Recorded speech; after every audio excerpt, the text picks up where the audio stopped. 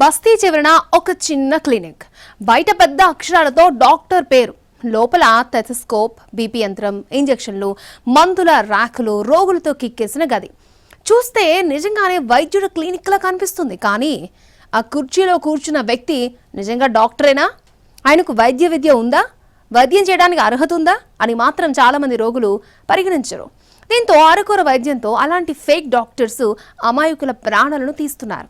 తాజాగా హైదరాబాద్లో అలాంటి నకిలీ వైద్యులను పోలీసులు కటకటాల్లోకి నెట్టారు.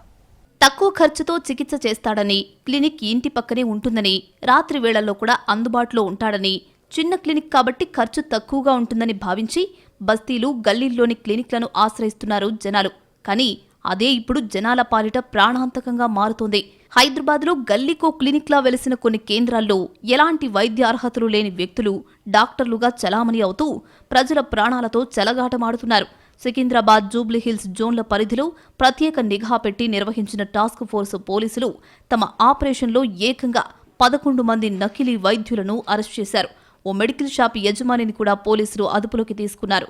నకిలీ వైద్యులను అదుపులోకి తీసుకుని విచారించడంతో పలు కీలక విషయాలు వెలుగులోకొచ్చాయి. ఫేక్ డాక్టర్లలో కొందరికి వైద్య విద్య లేకపోవడమే కాకుండా మరికొందరు కనీసం 10వ తరగతి కూడా పూర్తి చేయలేదనే ఆరోపణలున్నాయి. కానీ వారి చేతిలో మాత్రం ఎంబీబీఎస్ చదివినట్లుగా చూపించే సర్టిఫికేట్లు దర్శనమివ్వడం ఆశ్చర్యపరిచింది.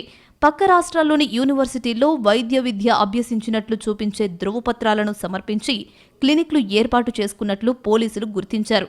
నకిలీ సర్టిఫికేట్లను ఆధారంగా చేసుకుని వైద్యులుగా చలామణి అవుతూ రోగులకు చికిత్స అందిస్తున్నారు. పట్టుబడ్డ వారిలో ఒక్కొక్కరిది ఒక్కో చరిత్రలా ఉంది. ఓ వ్యక్తి నగరంలోని ఓ ఆసుపత్రిలో ఆఫీస్ బాయ్గా పనిచేసిన అనుభవాన్ని ఆసరాగా చేసుకుని వైద్యుడిగా అవతారమెత్తాడు. ఆసుపత్రిలో పనిచేసినంత మాత్రాన వైద్యంపై కొంత అవగాహన వచ్చిందనే ధైర్యంతో ఏకంగా సొంత క్లినిక్ ఏర్పాటు చేసుకున్నట్లు పోలీసులు గుర్తించారు.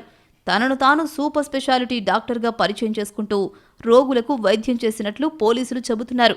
అంతేకాదు, కాంపౌండర్లుగా, నర్సులుగా, మెడికల్ షాపుల్లో పనిచేసిన అనుభవాన్ని అడ్డుపెట్టుకుని డాక్టర్లుగా మారినవారు ఉన్నట్లు విచారణలో వెల్లడైంది. ఈ వ్యవహారంలో మరో ఆసక్తికర అంశం కూడా పోలీసుల దృష్టికొచ్చినట్లు తెలుస్తోంది. కుటుంబంలో ఎవరో ఒకరు వైద్య విద్య చదువుతున్నారనే పేరును అడ్డుపెట్టుకుని వారి పేరుతో మెడికల్ షాపులు, క్లినిక్లు, ఆసుపత్రులు ఏర్పాటు చేసి ఇతరులు నిర్వహిస్తున్నారా అనే కోణంలోనూ అధికారులు ఆరా తీస్తున్నారు. డాక్టర్ పేరొకరిది, వైద్యం చేస్తుంది మరొకరు, క్లినిక్ నిర్వహిస్తుంది ఇంకొకరు అన్న తరహాలో వ్యవస్థ నడుస్తోందా అనే అనుమానాలు వ్యక్తమవుతున్నాయి. నిందితులు ఎలాంటి వైద్యం చేస్తున్నారు, ఎలాంటి మందులిస్తున్నారు, ఇంజెక్షన్లు వేస్తున్నారా, రోజుకు ఎంతమంది రోగులు వస్తున్నారు, క్లినిక్కు ఉన్న వైద్య అర్హతలు ఏంటి అనే అంశాలపై పోలీసులు నిఘా పెట్టారు. ఇక అరెస్టైన నకిలీ వైద్యుల్లో కొందరు రోజుకు సగటున 20 మంది వరకు రోగులకు చికిత్స అందిస్తున్నట్లు పోలీసుల ప్రాథమిక విచారణలో వెల్లడైంది. జ్వరం, దగ్గు, జలుబు వంటి సాధారణ సమస్యలతో వచ్చిన వారికి మందులివ్వడం మాత్రమే కాకుండా ఇంజెక్షన్లు, ఇతర చికిత్సలు కూడా అందిస్తున్నారా అన్న కోణంలో పోలీసులు విచారణలు కొనసాగిస్తున్నారు. ఇప్పటి వరకు వీరి వద్ద ఎంతమంది చికిత్స పొందారు, వారిలో ఎంతమందికి ఆరోగ్య సమస్యలు తలెత్తాయి, ఎవరైనా తీవ్ర అనారోగ్యానికి గురయ్యారా అన్న వివరాలను సేకరించే అవకాశం ఉంది.